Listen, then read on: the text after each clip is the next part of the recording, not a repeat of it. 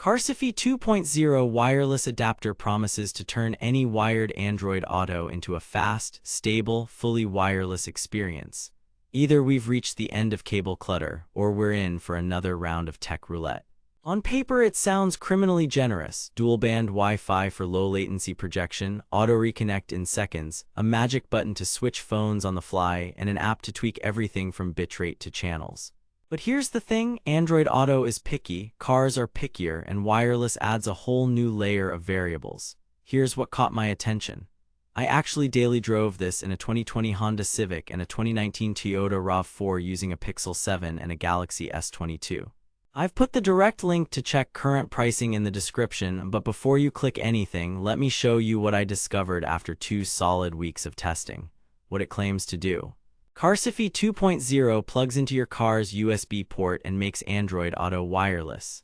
The marketing promises are simple. Quick setup and 8-15-second auto connection when you start the car.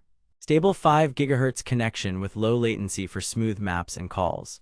Magic button and companion app for easy multi-phone switching and custom settings.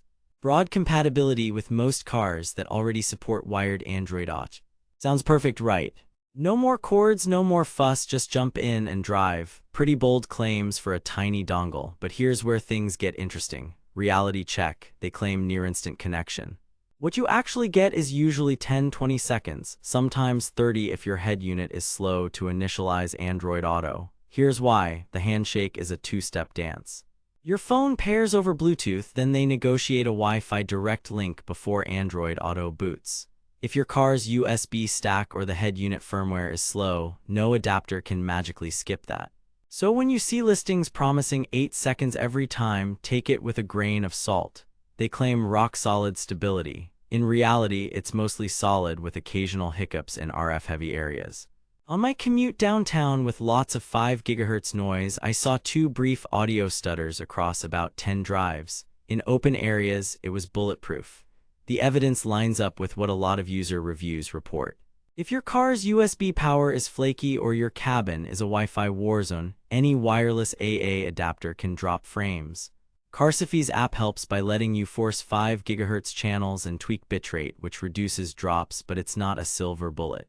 They claim wired-level responsiveness. Let's be real here, wired will always win by a hair. Wireless Android Auto compresses your phone's display stream and sends it over Wi-Fi direct. That adds latency.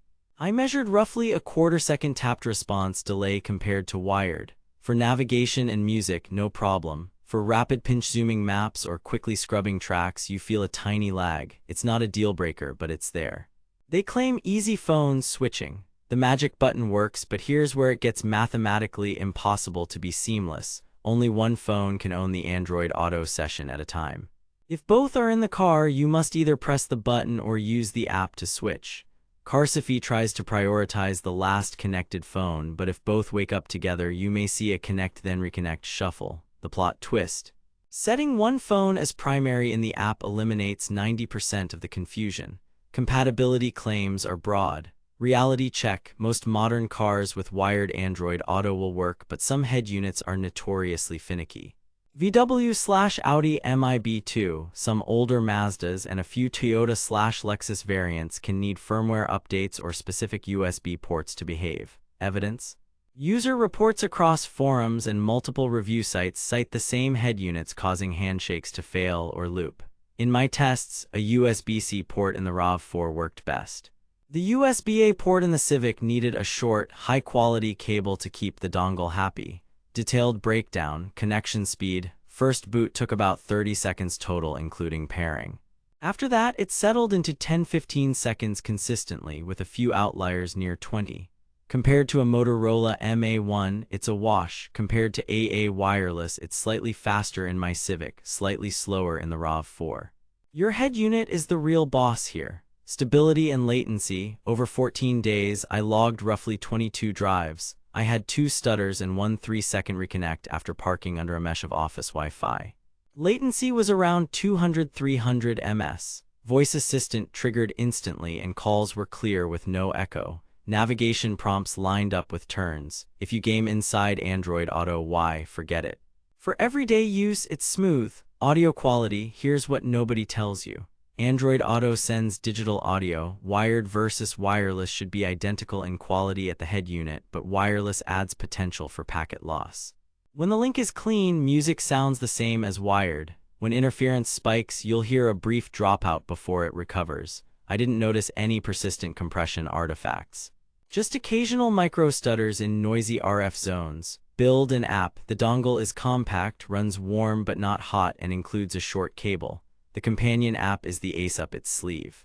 You can force 5 GHz, adjust bitrate, set auto start, change device priority, and update firmware OTA. That's something MA1 doesn't offer, what the marketing doesn't mention. If you never tweak the app, you might miss out on the best stability. Take 5 minutes to set it up right.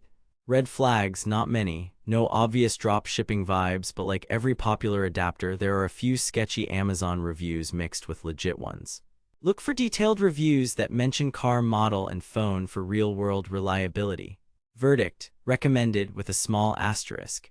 If you want to ditch the cable and your car already supports wired Android Auto, Carsifi 2.0 delivers the wireless life 90% of the time with minimal hassle.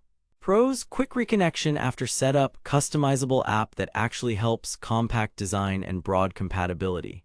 Cons: tiny latency versus wired, occasional stutters in high interference areas, and some finicky head units may need tinkering.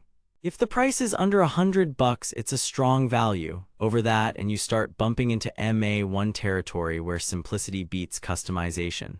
Worth it if you value flexibility and control. Skip this if your car's head unit is notoriously picky and you cannot tolerate any hiccups. Thanks for watching. If this review saved you from wasting money or helped you find something actually worth buying, I've put the link to check current pricing and read more reviews in the description. And hey, if you do decide to buy through my link, it helps fund these investigations without costing you extra. Got questions about your specific car or phone combo? Drop them in the comments and I'll test what I can. Next up, I'm pitting this against MA1 and AA Wireless in a head-to-head stress test. Stay savvy, drive smarter, and I'll see you in the next one.